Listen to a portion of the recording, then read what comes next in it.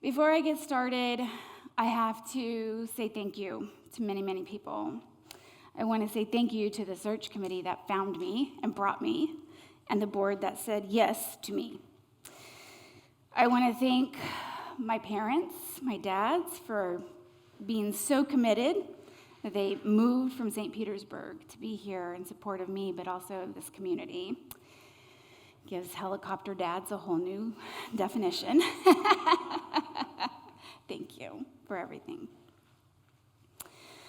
For my kids that have done everything that I've asked them to do, and then some, even when they didn't want to. They're now all adults and had to learn late what it is to be a PK, a preacher's kid. So they did a great job. And to my husband, who has heard and wiped away more tears and more hugs than you can possibly imagine. And I can't even look at you, Kathy Beasley. Because I was fine till you put your hand on my shoulder. But also to one of the best friends I think I've ever had, an amazing colleague. So I'd like to invite you to come up here. She's not only been a great friend, come on, no. Great friend and great colleague. She's been an amazing thought partner and associate minister. Don't you agree?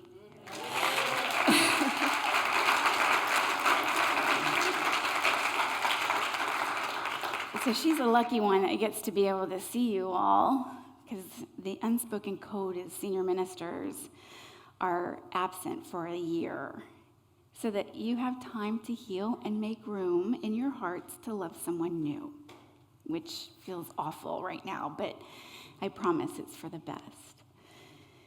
And I want to thank Reverend Robin Ryder from Unity of Venice, for yielding her pulpit and coming to be a part of a special ceremony at the conclusion of our time together today.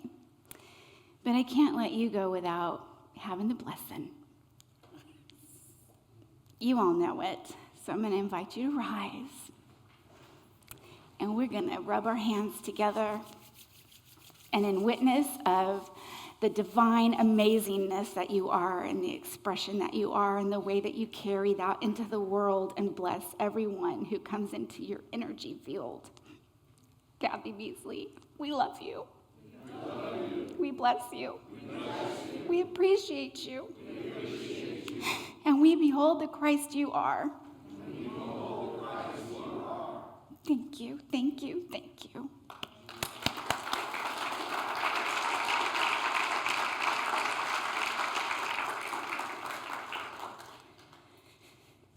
So, why didn't I want to give one more lesson? This. Tears in public are my least favorite thing ever. But if I'm going to be here and I'm going to teach you, I'm going to teach you all the way through the end. And I have said how often we need someone to demonstrate for us authentic Christ-like expressions, right?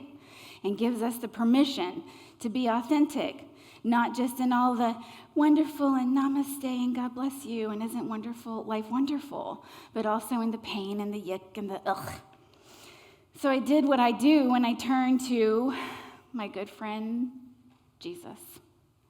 J Money, Big JC, whatever. And I looked back through the scriptures over the last couple of weeks, and I realized that in the Christian scriptures, when Jesus first comes onto the scene, his parables, his teachings, his stories to his new, fresh disciples, he says, verily, which is really, like really, you guys. Really, listen. Really, this works. Really, God loves you. Really, you have the power. And as his time, which was very short, moves through, it gets a new urgency. And by the time we are rounding the corner to raise Lazarus from the dead, it goes from verily to verily, verily. Like, get it. I'm out of here, in other words. So, when I was asked to give one more lesson, what came to mind was, remember. I know this sucks bad. It was not in my plans, and it wasn't in your plans. But we don't live according to our time. We live according to God's time. So I thought I'd be here 10 years. We did 10 years and 2.5. Big whoop, you know? So verily, verily things that I want to tell you, and I want you to remember over the last 2.5 years is a long list.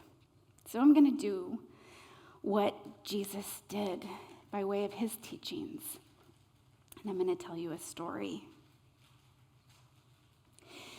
In 2015, my whole family lived in Austin, Texas. What you may not realize about Texas is that there is, in central Texas, the hill country, some highly elevated. It's still Texas and everything that you think about it, besides the fact that we all get around in horse and buggy still, is that it's dry. So when it rains, and it rains a lot, it can do and wreak really horrible damage. So in 2015, we had a flood of the century. I don't know if it made news here in Central Florida, but it was awful. We had lived in an area where we were not quite sure how bad it was, but the Blanco River that runs through the heart of Central Texas usually runs at about 10 feet. In drought, you can see boulders, you can safely navigate this river. But on this day, Memorial Day weekend of 2015, we had so much rain so quickly that the Blanco River came up and out of its banks 50 feet. So a little river as wide as this building went to one that was 5 miles wide. And it was a raging rapid. It took down cypress trees. Whole homes were taken off of their foundations. Families were heard screaming for help as they were being taken out to sea. Cars, bridges, you get the gist, right? I thought I did too until I got the call from a friend of mine who was a congregant named Scott Price, who had waterfront property.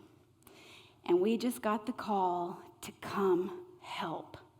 Bring shovels, gloves, trash bags, whatever you can to help. And I didn't recognize Scott's home when I arrived because all of his landscaping was gone, and he's an organic gardener. And I got out with my husband, and we went into their home wearing these very boots, only to have mud cover our shoes and come up midway to those boots. This much mud in your home. And we shoveled, and we shoveled, and we shoveled, and we wiped down things, and we threw out things, and we opened up his oven, and more silt and mud and things ran out. And at the end of a really long, back-breaking day, I found Scott standing on his deck, looking out at this massive river that is now his backyard. And I came and I stood next to him just to stand. And he had such a look in his eye of love and wonder and beauty and amazement.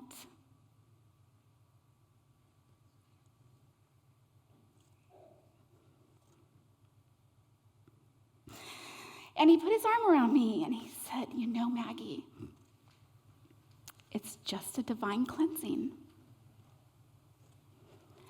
It's just a divine cleansing." One of the hardest things that we get to experience as human and divine beings is the challenge to look through all of our life stances with dual vision. Remember the 3D glasses, developing double vision for some of you? Same thing. Among all this wreckage, his whole home gone. People died, left things in a way that was unrecognizable. There was still something beautiful God was still at work, even in what appeared in the human sense to be destruction and hopeless and awful. Can you relate? Remember that God is always at work. And if you need evidence of that, look in the mirror. Because you are divine. Remember that you are divine. Remember that you are the face, the hands, the eyes, the ears, and the mouth, and the heart of God. Remember, really, really. Treat people the way that you would treat God, and set your standard accordingly. Anything that falls below that is not godly, and you get to choose what you allow in your circle. Yes? Yes. Remember that we practice 5 principles and 12 powers. But early on, I introduced you all to a 6th principle. Remember? No? That's why I'm doing this talk. 6th principle is mind your business. Why? Because if you got all this going on and it is not in perfect, holy, divine, uplifting, loving order all of the time, then you have work to do. I have work to do, and I don't have time to mind your business, because what's going on in someone else's life is between you and God. And what you want to see outpictured in your life comes from your understanding that it takes all of you to heal, to love, to express fully divine all the time. 6th principle is mind your business. Say it with me. Mind your business. 13th power, which we have had a lot of in this sanctuary and in this community, is humor. Laughter is the best medicine, not because it gives us an avenue to spiritually bypass whatever it is. Remember, we like that in unity, right? My whole life is just crumbled around my ankles. The flood has taken my home. But God is good, and everything's great, and everything's in divine order, and I love it all, and isn't life wonderful? That's the bypass. But to laugh is to stir the energy of God awake within you, to adjust your perspective. Whatever comes from our perspective colors our perceptions. How we see things, how we accept things, how we be with things, how we act with people, all comes from our willingness to rise up. So even if it's inappropriate, laugh. Find things to laugh about. Play practical jokes. Don't hurt anybody. Find good stories. Watch comedy shows. Do something silly. Get a hula hoop, for heaven's sakes, and try that out in a 45-year-old body. That'll get you laughing. But just stir the spirit. The topic that has come up since Rev and I have been together in partnership here most often is that the power is within you. You have the power because you're divine, because it's all one, and because you're willing to be in ownership of your power. I leave you, UCFL, with knowing that you can do absolutely anything. You have the power. And it was the same power, God power, that brought that river 50 feet out of its banks and destroyed a town and destroyed homes and destroyed families. It's the same very power that creates babies and makes dreams come true. So the first day I ever laid eyes on Reverend Kathy Beasley was her commencement speech, graduating from Unity Worldwide Spiritual Institute. Well, you didn't. You were UUMS. Anyway, details, Maggie. And Reverend Sean Moniger addressed her class saying, "You have the power. You all accept that you have the power, and I leave you with those words. Use it wisely, because that same energy creates babies, creates families, creates possibilities, and makes dreams come true." And we've had a lot of dreams come true. And we've done a lot together. And as I said when I broke the news to you all on July 30th, that we get to do one more thing together. And that is that this time, together, we step into the great unknown. Unknowing who will be here. Unknowing who will lead you. Unknowing. I don't know where I'm going. I don't know what I'm doing. So can we together go into the great unknown, knowing that this time our paths will come apart? 8 weeks into my first assignment here, I gave a talk that said that we come apart to come together. This has been the time of my life. I love you all beyond measure. And this unraveling, this divine cleansing, creates a platform and a foundation for the divine to come into bloom through you, as you, and for so many who are looking for you. I love you. I bless you. I appreciate you. And I behold the Christ in every single one of you. And so it is.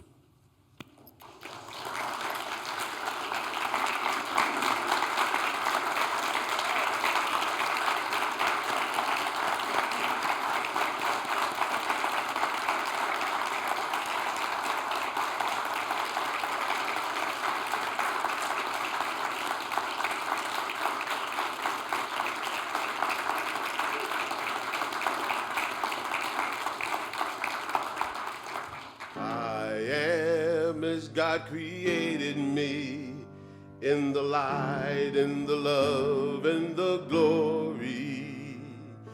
I am as God created me in the light, in the love, in the glory. The second part goes like this. In the light, in the love, in the glory. In the light, in the love, in the glory. In the light, in the love, in the glory, I am. In the light, in the love, in the glory. In the light, in the love, in the glory. In the light, in the love, in the glory. Stand up and clap your hands. Go. I am as God created me. In the light, in the love, in the glory. I am as God created me. In the light, in the love, in the glory. I am God created me. I am as God created me. In the light, in the love, in the glory. I am as God created me. I am as God created me. In the light, in the love, in the glory. In the light, in the love, and the glory. In the light, in the love, and the glory. In the light, in the love, and the glory, I am. In the light, and the love, and the glory. In the light, and the love, and the glory. In the light, and the love, and the glory, I am. In the light, and the love, and the glory.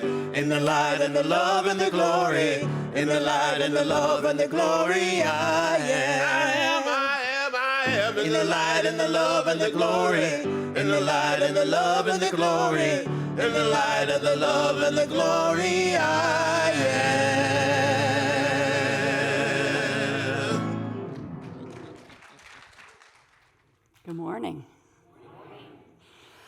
Let me look at you a second. As Maggie said, I'm Reverend Robin Ryder. It's my honor to be here today. I'm a second-generation Unity minister, and I serve at Unity of Venice, Florida, and was thrilled, was anxious when Maggie asked me to come and provide a piece of this service to provide some blessing and honoring and connection and closure.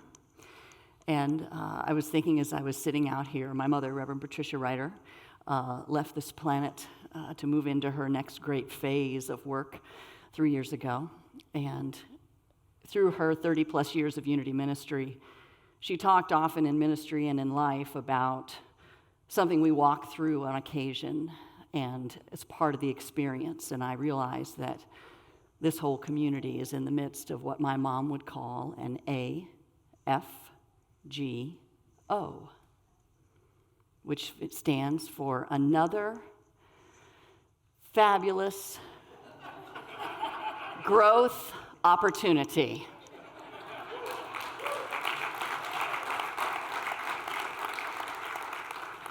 To be adjusted and translated as needed, depending on your circumstance. I spent a lot of time in prayer about this morning and what Spirit was calling me to share and how to lead you in this moment. And a story came to my mind that's been a story that's been with me for many years. It's a story from the author Robert Fulghum, who wrote All I Really Need to Know I Learned in Kindergarten. And he wrote of stories. And he shared this true story of his experience once where he was given the charge of entertaining and keeping safe and busy a group of 75 elementary age students for 1 hour by himself at a church camp. Right? Just breathe into that with him. So we're talking about ages 5 up to 11, maybe 12. And he pondered a little bit and he realized, clearly nothing very orderly was going to happen here. So he decided he would lead them in a game called Giants, Wizards, and Dwarves. And the game essentially was kind of like a giant live action rock, paper, scissors. And the whole point was joyful chaos. So he started explaining to them what each one of these roles meant. And depending on what they chose of these 3 roles, how they would play the game. So if you're going to be a giant, then you're going to make this noise, and you're going to move like this. And if you're going to be a wizard, then you're going to make this noise, and you're going to move like this. And if you're going to be a dwarf, then you're going to make this noise, and you're going to move like this. So he got them all, he explained it, everything. Does everybody understand? Now, you've got to decide right now. Are you a giant? Are you a wizard? Or are you a dwarf? Ready, go, he shouted. And all of a sudden, just this joyful chaos erupted, and the kids were running everywhere and doing their little noises and playing their little game. And, he was just standing up in the front of the room, just kind of proud of himself. Just taking it all in, proud that he had pulled this off and they were going about their thing. And he was really just lost in the moment for a second. And all of a sudden he felt this little tug on his pant leg.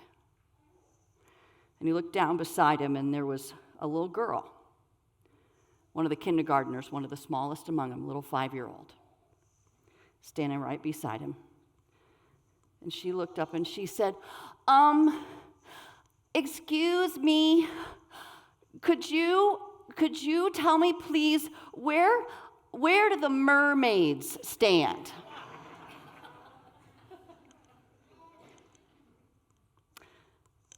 Mermaids? You didn't hear me explain the game? There's the giants, and there's the wizards, and there's the dwarfs. So that's what you got to pick. No, please. I need to know, where do the mermaids stand? But there's no such thing as mermaids. There's There's not mermaids in this game. In this process, there's not mermaids. Yes, sir. Yes, sir, there are. There are mermaids because I am one. And I just need you to tell me where I stand. And he was kind of frozen in the moment and struck by the question, realizing he was standing next to, clearly, a master teacher. And he thought about the question that she asked. He thought about the power she was expressing. He realized it's a big question. Where do the mermaids stand? You know, the ones who don't fit into the prescribed roles and boxes that the world tries to put them in. Amen. You see, she wasn't going to not play. She wasn't going to go stand in the corner like a loser. She wasn't going to not play. She knew she was going to play. But she wasn't going to play within those definitions. She wanted to show up as who she was. And so she stood there bravely and said, "This is me. This is who I am. Where do I stand?" So he smiled and took her hand and said, "The mermaids stand right here, next to the king of the sea."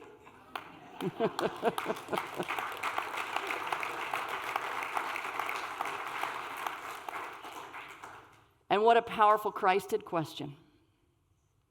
And a question all of us are called to ask, I believe, in our worlds and in our hearts. And so many master teachers before us have come into this world as uniquely their expression of God, not fitting into those boxes. You know, like that dude she talked about earlier named Jesus. Didn't fit into those boxes the Pharisees tried to have of leaders. And neither does this one.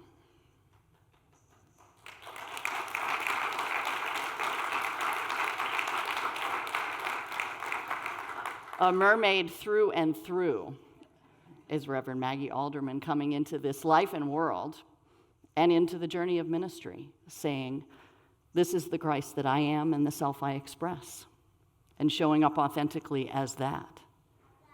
Wearing her blue jeans up here on the altar. Demonstrating fully that place of authenticity and being this unique expression of God. And aren't you glad she decided she wasn't going to go stand in the corner and not play when Spirit called her to ministry?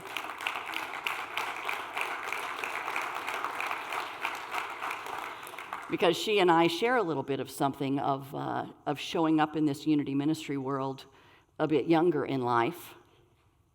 She probably follows the awareness that I had, because I started down on this path when I was 28. And what I had seen in my growing up in unity was, well, you don't go out in your 20s or 30s or even 40s to become a unity minister. I mean, you know, if you're going to become a unity minister, you have to get like a career of some sort, and you have to have that career for like 30 years or so, and then you have to have some massive tragedy happen in your life, and then you can go be a unity minister. So, stepping up, when we looked out, there weren't a lot of ministers that looked quite like us. We were kind of looking a little bit at the proverbial giants, wizards, and dwarves, but to say yes to that and to answer that call. And I believe that's the example she's brought to this work and to her life, and the example for all of us to carry, because that's what we're here to do. We are here to be. The reason each one of us exists is because before we were pressed out into this expression, God did not exist in this exact way before. And that's why we are necessary. And so it's our work to be who we're here to be. Be yourself, everybody else is already taken. Be an original, be yourself. Be that mermaid, say yes to that. And you have an extraordinary example. And I know that's what she'll move on to do wherever Spirit calls her. And I invite that to be the example you all take in your life, in your journey, in this church, to be uniquely who you are asked to be and drawn to be. Where do the mermaids stand? Well,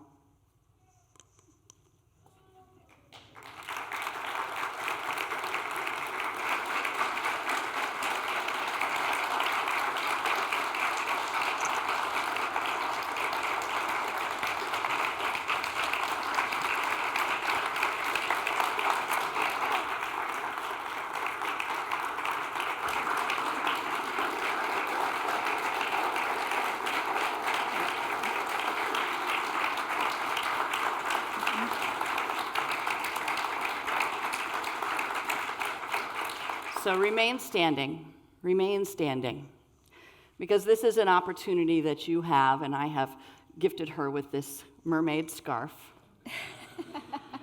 I'm a Floridian now. Yeah, exactly. Boots and tails. And so this is going to be your opportunity to shower her with the blessing from your heart in the form of a word that speaks into you, that Spirit taps onto you about who this extraordinary light is to you, how she has blessed you, who she is in your life and in the world. And we're going to shower her. And you're just going to shout those words out, the words that you want to bless her with, infuse her with, and send her with. And you may want to extend a hand. And your work is to simply open to receive the truth as it showers over you, the words on your heart to this beloved light that is Reverend Maggie Alderman. Speak them out in this now moment.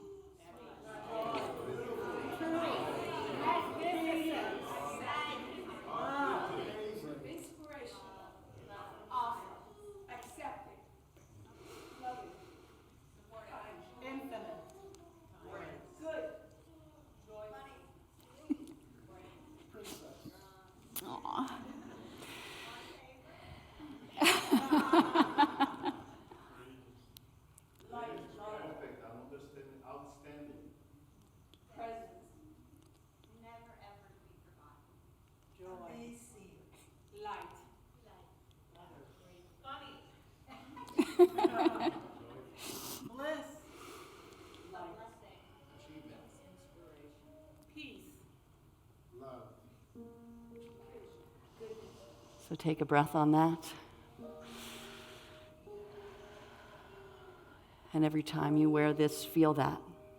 Feel yourself surrounded in all of that love and truth, because that's the truth of who you are, the impact you've made here, the legacy you leave, the love that you leave. And though you are stepping out of these doors, this is a place that you have shown up as God, and God has shown up as you. And I invite you to remember, wherever you're next taken, that you are the place where God shows up.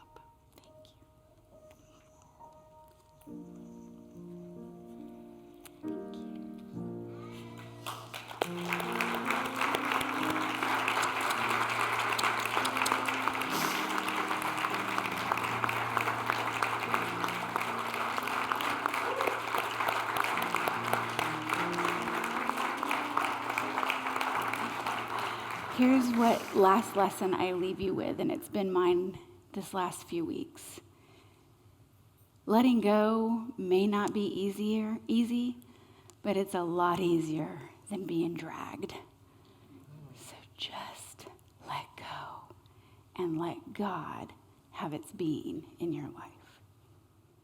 Everything is within you. You know it. You just have to remember.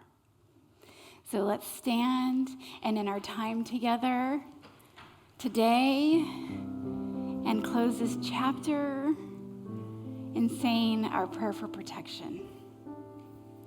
The light of God surrounds me. I am the light of God. The love of God enfolds me. I am the love of God. The power of God protects me. I am the power of God. And the presence of God watches over me.